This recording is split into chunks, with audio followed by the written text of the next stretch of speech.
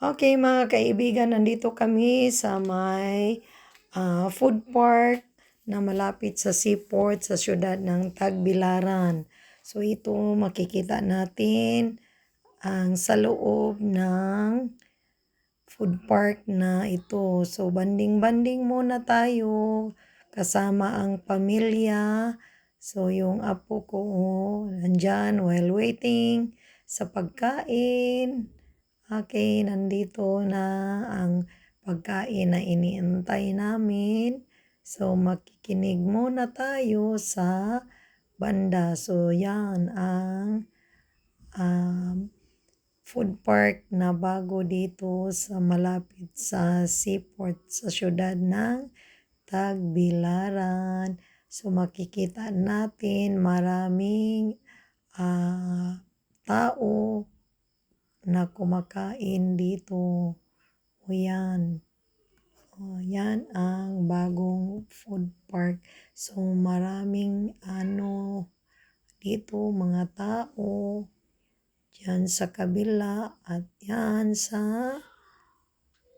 harapan merong banda. So merong banda. So while waiting sa in-order mong pagkain, makikinig kayo sa tugtog ng banda. So, sasabay kayo sa tugtog ng banda.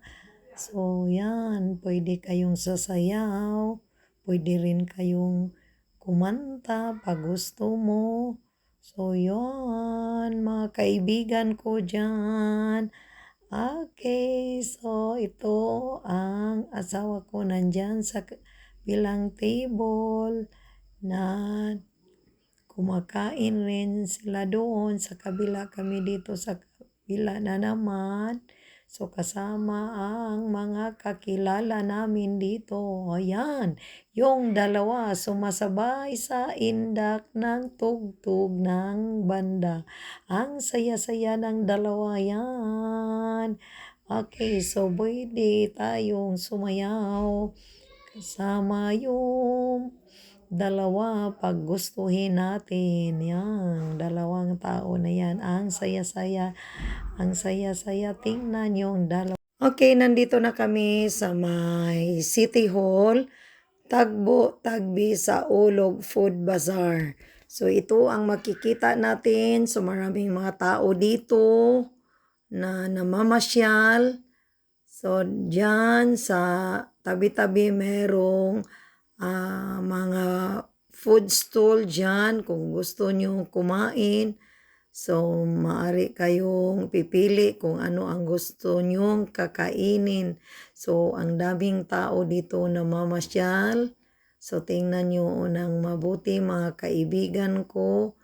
Yan ang tagbo-tagbi sa Ulog Food Bazaar. So, yung iba kumakain na. Yung iba siguro namimili pa kung ano ang gusto nilang kakainin. Yan ang tagbo-tagbi sa Ulog 2024.